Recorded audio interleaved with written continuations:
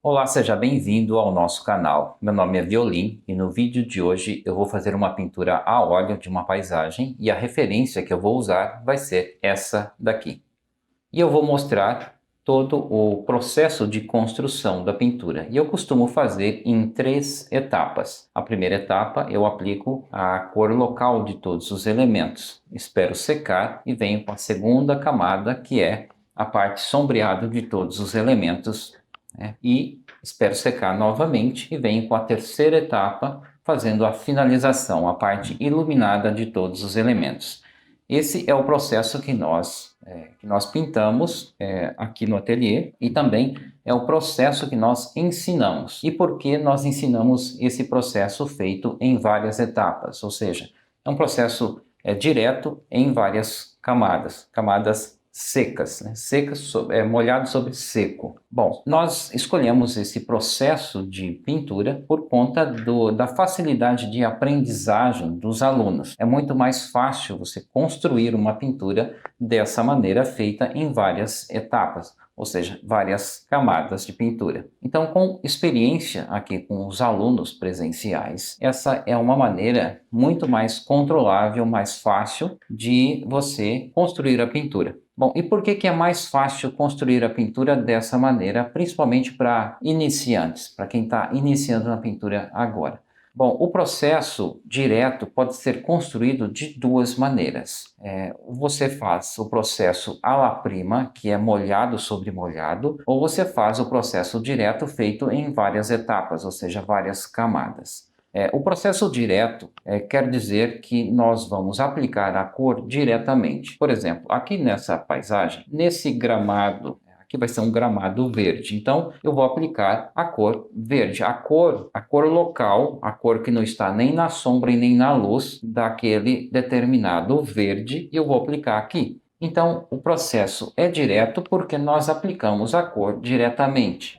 Parece muito óbvio, mas tem um outro processo de pintura que é um processo indireto. E eu tenho aqui um trabalho começado, feito no processo indireto. Deixa eu colocar aqui. Bom, deixa eu segurar. Essa vai ser uma pintura, quer dizer, essa está sendo uma pintura no processo indireto. O processo indireto consiste em fazer uma pintura em preto e branco, ou em cores escuras, pode ser marrom também com branco. Então, com essas cores, eu faço, né, eu ensino o aluno, esse é um trabalho de um aluno, tá? É um processo onde é construída uma pintura em preto e branco, ou seja, só com os valores claros e valores escuros, valor alto e valor baixo. Depois de feito todo esse processo com acabamentos, né, com todos os detalhes, espera secar bem e aí nós vamos fazer a coloração desse trabalho com veladuras, com tintas mais diluídas, mais não tão diluídas, mas enfim, com veladuras coloridas. Nós vamos colorir essa imagem que está em preto e branco sem que encubra o que já foi feito, ou seja, as cores vão ser um pouco transparentes, né? Nós vamos aplicar as cores mais transparentes, então vai aparecer o que já foi feito aqui, ou seja, essa pintura em preto e branco, ela só vai ficar colorida. Então, esse é um processo indireto, onde nós construímos a coloração, ou seja, o trabalho todo indiretamente. Indireto porque nós fazemos um preto e branco e depois colorimos. No processo direto, então, nós aplicamos a cor diretamente. Verde, gramado verde, cor verde. Então, o processo de construção em várias camadas, nós achamos muito mais fácil porque você trabalha sobre camada seca, sobre camada seca, molhado sobre seco. Então, é muito mais controlável.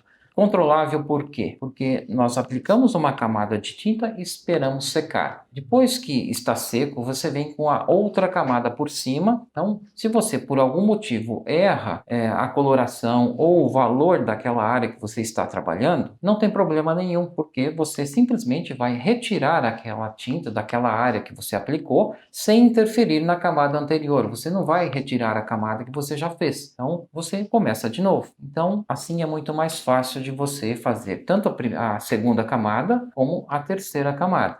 No processo feito direto à la prima, é muito mais difícil o processo, a construção da pintura de molhado sobre molhado, porque você tem que fazer a pintura, você tem que fazer a parte sombreada, a parte do meio tom e a parte iluminada, tudo ao mesmo tempo. Então, se você já fez a parte mais escura, meio tom, e aí você vai aplicar a luz, vamos supor, você vai aplicar a luz de uma área determinada, e você erra o valor ou erra a coloração, e você quer retirar aquela parte que você fez porque você errou ou invadiu uma área mais escura, você está aplicando uma cor mais clara e invadiu a área mais escura sem querer, e aí você acaba borrando aquela área. E para você, não dá simplesmente para você consertar muito facilmente aquilo. Você vai acabar borrando e você vai ter que tirar aquela área dali e refazer o que você já tinha feito antes. Ou seja,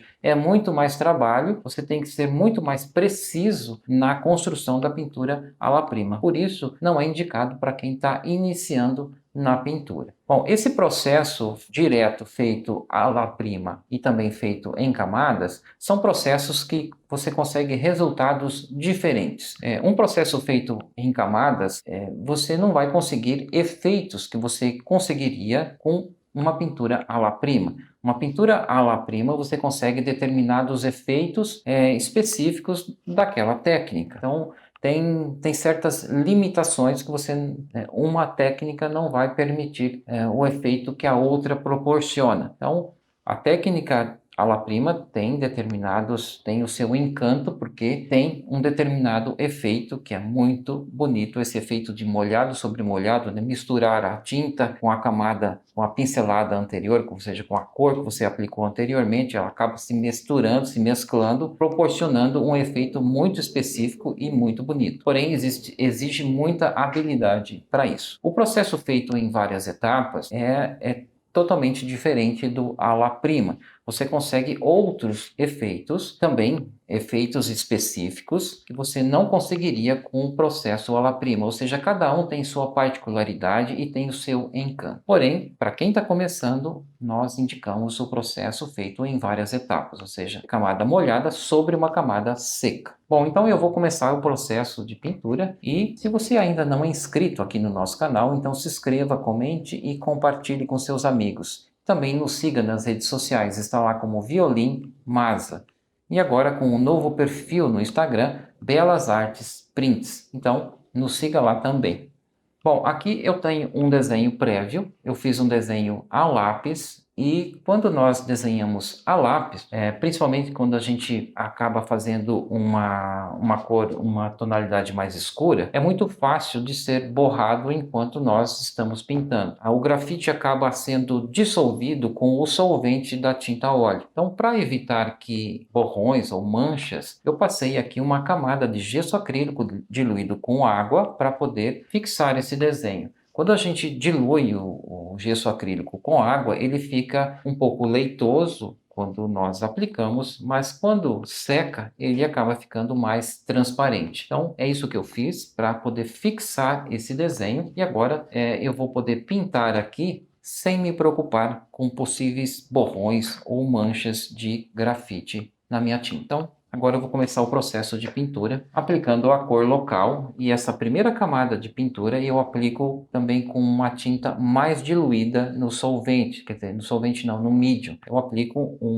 uma quantidade maior de medium para fazer essa primeira etapa da pintura. Vamos lá, então acompanhe o vídeo.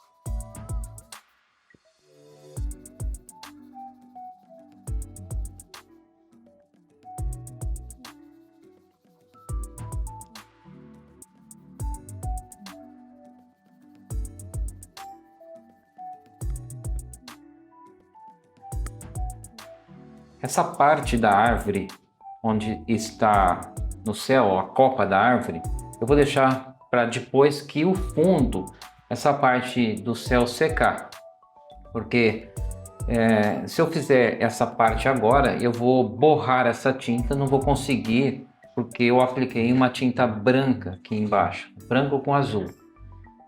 Aliás, aqui é branco, azul e alizarin crimson para conseguir essa tonalidade, essa coloração do céu. Então eu vou fazer essa parte primeiro, esperar secar, depois eu venho então fazendo a parte da copa dessas árvores. Bom, eu estou usando o pincel de cerdas, aqui eu estou usando um pincel número 10 e agora eu vou usar um pincel número 6 para começar a fazer essas montanhas aqui do fundo. As colorações as cores que eu utilizo para essa área do fundo, as cores vão ser azul ultramar, alizarin crimson e um pouco de branco para poder degradar essa cor. Então, vamos lá.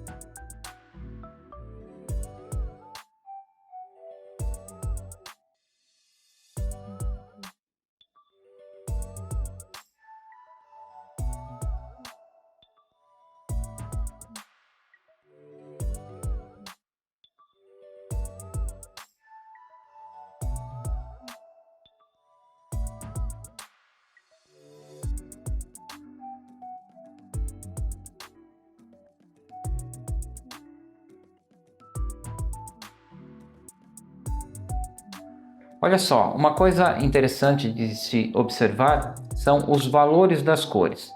Os valores das cores devem ser de acordo com os seus planos. Aqui nessas montanhas de segundo plano, as cores devem ser mais claras. E aqui, quando se aproxima do primeiro plano, as cores devem ser mais escuras. E olha só que coisa interessante. Aqui, quando eu apliquei essa cor, roxo, azul arroxeado, eu pensei, nossa, como essa cor está escura, porque eu tinha como referência a cor do céu, que é muito clara. Então aqui ela realmente tem um contraste bem grande entre cor escura e cor clara. Porém, quando eu adicionei essa cor, que é muito mais escura em relação a essa daqui se tornou bem mais clara. Então, conforme vai se aproximando, nós temos que acrescentar cores ainda mais escuras. As cores devem ser mais escuras, mais próximas e mais claras quando é mais distantes, para poder ajudar nessa ilusão de profundidade dentro da pintura. Então, outra coisa importante é a textura. Você pode reparar que a pincelada que eu fiz aqui para essa vegetação de mata foi como se fosse algumas batidas. E nessas áreas mais lisas, que aqui é uma plantação, essa plantação eu fiz e vou continuar fazendo pinceladas mais lisas. Como no céu, o céu também é bem liso, então a pincelada também foi assim mais lisa, não foi batidas. Aqui nessa área de pastagem também as pinceladas vão ser mais lisas, de acordo com a área, de acordo com a textura daquela determinada área. Inclusive o céu, quando eu apliquei, ficou marcas de pincel, olha só, tem muitas marcas. A tela, agora como já passou um tempinho, as cores estão... A tela absorveu um pouco do solvente que contém no Medium e agora eu vou poder, com o pincel leque, suavizar essas linhas, essas marcas de pincel. Olha só, Naquele momento, como a tinta estava muito molhada, eu não conseguia fazer isso. Agora, com o pincel leque, eu consigo fazer uma integração melhor e tirar essas marcas de pincel. Isso deve ser feito enquanto a tinta ainda está fresca, porque depois que ela secar, aí já não vai mais, você não vai conseguir mais tirar essas marcas de pincel. Muita gente usa pincel de pelo macio para essa etapa do céu ou de áreas mais lisas. Eu gosto muito de usar esses pincéis de cerdas porque resolve muito bem também. Então é só aguardar que a tela absorva um pouco do solvente e agora você consegue fazer uma pintura mais lisa, de acordo com a textura do céu. O céu ele tem uma textura bem lisa, então nós devemos fazer a textura de acordo com o local, né? De acordo com a área. Então, no céu, pinceladas lisas, sem marcas de pincel.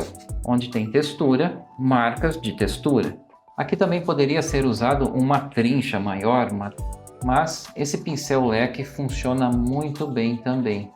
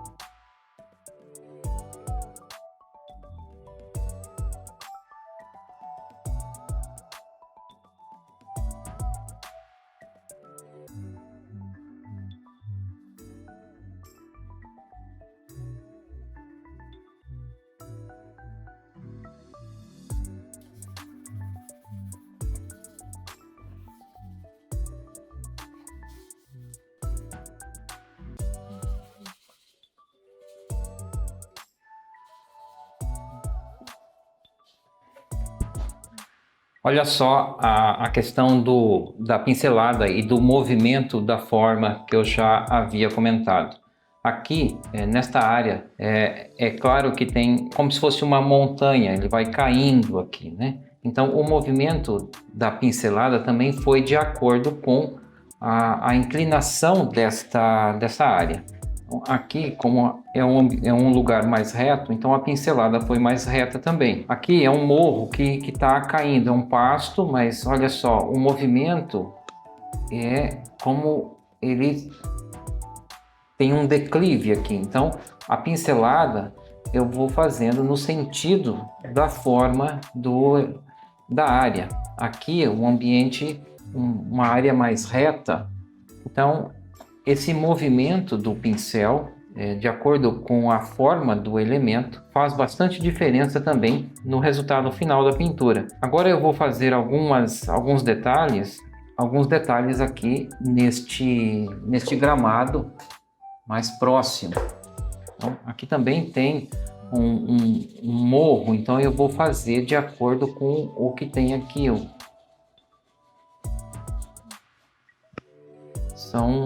São formas irregulares, então eu tenho que seguir o movimento que eu estou observando desses morros. E assim a pintura fica muito mais fica mais coerente, fica mais de acordo com o tema que nós estamos reproduzindo, né? A imagem que nós estamos reproduzindo. É muito mais convincente dessa maneira.